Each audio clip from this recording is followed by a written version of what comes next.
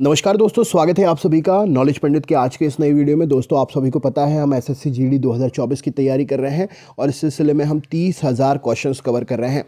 हम आज पढ़ने वाले हैं 200 क्वेश्चन पुराने साल के एसएससी के एग्जाम्स के। तो इस वीडियो को पूरा अंत तक देखिएगा। वीडियो अच्छा लगे तो लाइक करके शेयर ज़रूर करिएगा और चैनल पर नए हैं तो सब्सक्राइब करके बेल आइकन ज़रूर ऑन कर लीजिएगा, जिससे आपको हर दिन के वीडियोज़ की नोटिफिकेशन मिल सके। चलिए शुरू करते हैं। तो सबसे पहला प्रश्न है, गैर तेल का प्रथम कुआं कब और कहाँ खोदा गया था?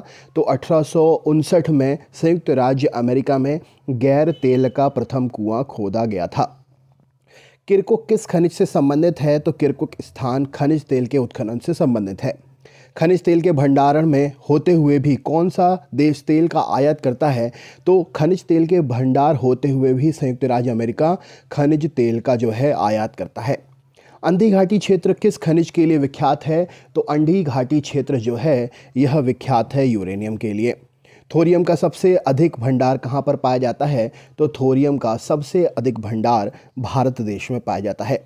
विश्व में पवन ऊर्जा का कौन सा देश सबसे अधिक उत्पादन करता है? तो पवन ऊर्जा का उत्पादन विश्व में सबसे ज़्यादा करता है। विश्व में पवन ऊर्जा का देश सबसे अधिक उत्पादन करता है तो भारत है, और भारत जो है पवन ऊर्जा उत्पादन में 5वें नंबर पर है। यहाँ पर क्वेश्चन में जो 5वां स्थान है भारत को डिनोट करता है, तो यहाँ पर क्वेश्चन ये हो जाएगा कि विश्व में 5वें नंबर पर पवन ऊर्जा का उत्पादन कौन सा देश करता है? तो भारत यहाँ का आंसर हो जाएगा। ठीक है। विश्व का प्रथम जल विद्युत केंद्र कब और कहाँ पर स्थापित किया गया था? तो 1883 ईस्वी में फ्रांस में प्रथम जल विद्युत केंद्र स्थापित हुआ था।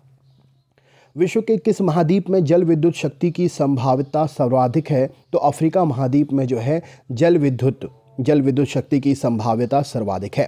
पर्यावरण के अनुकूल होते हुए भी किसे श्वेत कोयला के नाम से जाना जाता है? तो श्वेत कोयला हम कहते हैं पानी को, जल विद्युत को। जल विद्युत जो है यहाँ पर श्वेत कोयले का उदाहरण है। नेक्स्ट क्वेश्चन देख लेते हैं। अगला प्रश्न ये रहा आपके सामने। विद्युत उत्पादन के लिए भूतापीय ऊर्जा का उपयोग सर्वप्रथम किस देश में हुआ था? तो इटली देश में भूतापीय ऊर्जा का सबसे पहले उत्पादन शुरू हुआ था या उपयोग शुरू हुआ था। किस देश में एकमात्र ऊर्जा का स्रोत जल विद्युत ही है? तो स्विट्जरलैंड देश का नाम हो जाएगा। तो स्विट्जरलैंड में जल विद्युत ही ऊर्जा का एकमात्र स्रोत है। कोयले की सर्वोत्तम किस्म कौन सी होती है? तो एंथ्रेसाइट जो है कोयले की सर्वोत्तम किस्म होती है। अगला क्वेश्चन है, विश्व में किस प्रकार का कोयला सबसे अधिक पाया जाता है? तो विश्व में बिटुमिनस कैटेगरी का कोयला जो है, बिटुमिनस कैटेगरी का कोयला सर्वाधिक पाया जाता है।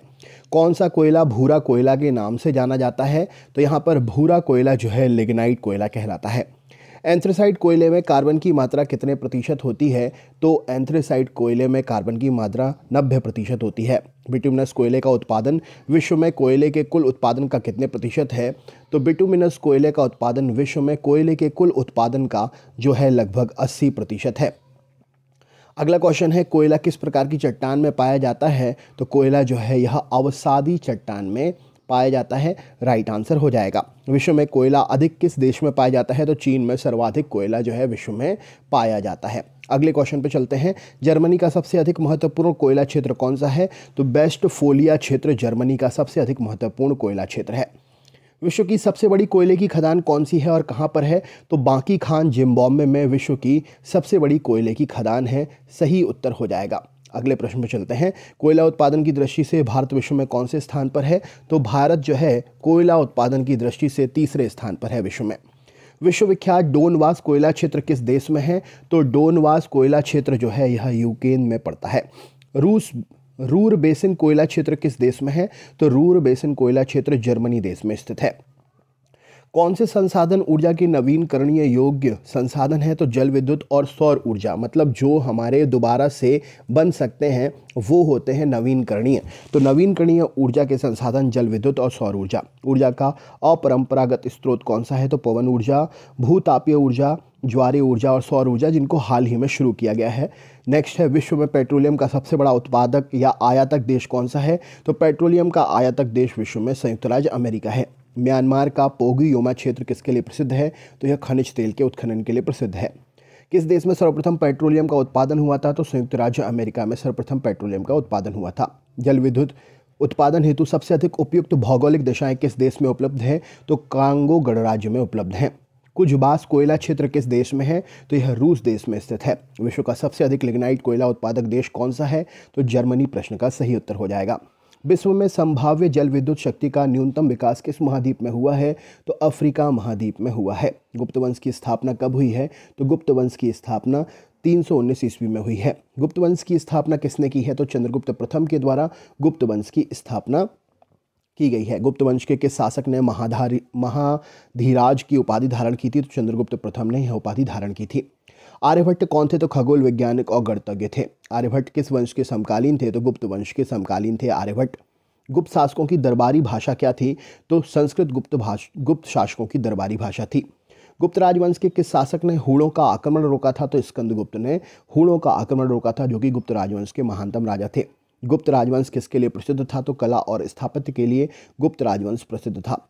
अजंता और एलोरा स्थलाकृतियाँ किस काल से संबंधित हैं? तो यह स्थलाकृतियाँ गुप्त काल से संबंधित हैं। कालिदास किसके राज दरबारी कवि थे? तो चंद्रगुप्त द्वितीय, जिसको विक्रमादित्य के नाम से भी जाना जाता था, कालिदास इनके राज दरबारी कवि थे। अजंता चित्रकारी किस धर्म से संबंधित है? तो यह बौद्ध धर्म से संबंधित है।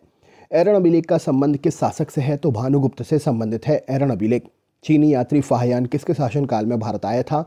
तो चंद्रगुप्त द्वितीय के शासनकाल में फाहियान भारत आया था। भारतीय संस्कृति का स्वर्ण युग किसे कहा जाता है? तो गुप्त युग को भारतीय संस्कृति का स्वर्ण युग कहते हैं। सेतु बंध की रचना किस वंश के शासक ने की थी? तो वाकाटक वंश के शासक ने सेतु बंध की रचना की थी।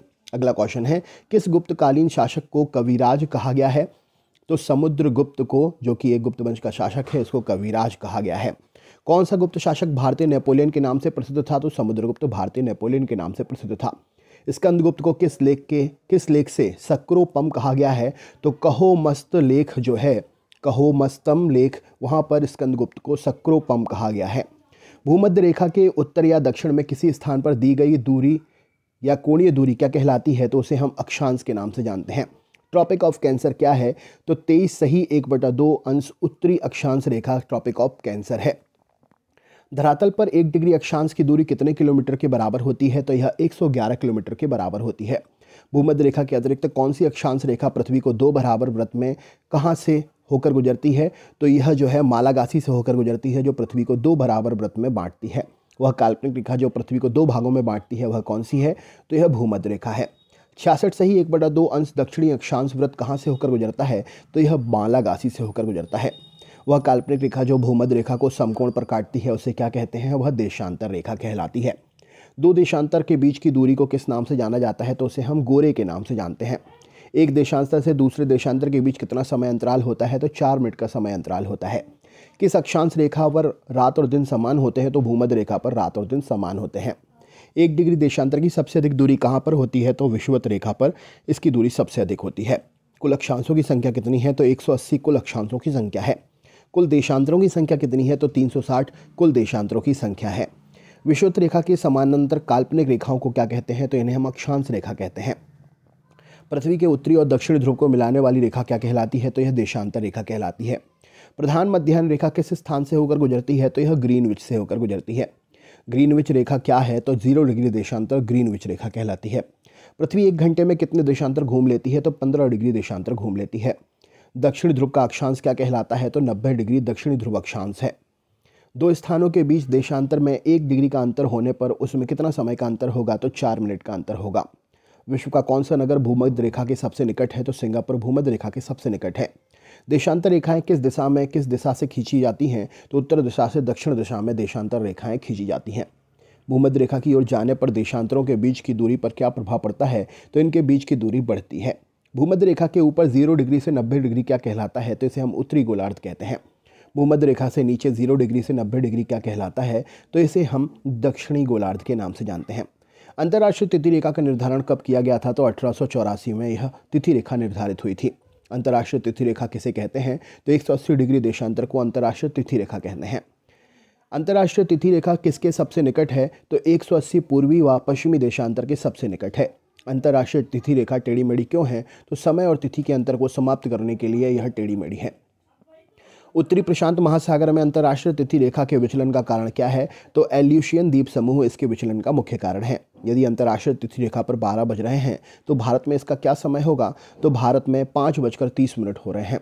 पृथ्वी को कितने समय कटिबंधों में बांटा जा सकता है? तो 24 समय कटिबंधों में बांटा जा सकता है। भारत का मानक समय किस देशांतर से लिया गया है? तो 82 सही 1/2 पूर्वी देशांतर से लिया गया है। भारत का मानक समय किस स्थान से लिया गया है? तो नैनी, जो कि इलाहाबाद के निकट है, इस स्थान से लिया गया है। भारत के मानक समय और ग्रीनविच के मानक समय में कितना अंतर है? तो 5 घंटे 30 मिनट का अंतर है। भारत के सबसे पूर्वी और पश्चिमी स्थानों में कितनी बार विचलन होता है? तो इनमें टोटल 4 बार विचलन होता है। पृथ्वी के 2 स्थानों की स्थिति के अनुदैर्ध्य का अंतर 15 डिग्री है, तो स्थानीय समय में कितना अंतर होगा? तो स्थानीय समय में 1 घंटे का अंतर होगा। ग्रीनविच किस देश में स्थित है? तो यूनाइटेड किंगडम में ग्रीनविच स्थित है। एक देशांतर को पार करने में 2 स्थानों के स्थानीय समय के बीच में कितना अंतर होता है? तो 4 मिनट का अंतर होता है।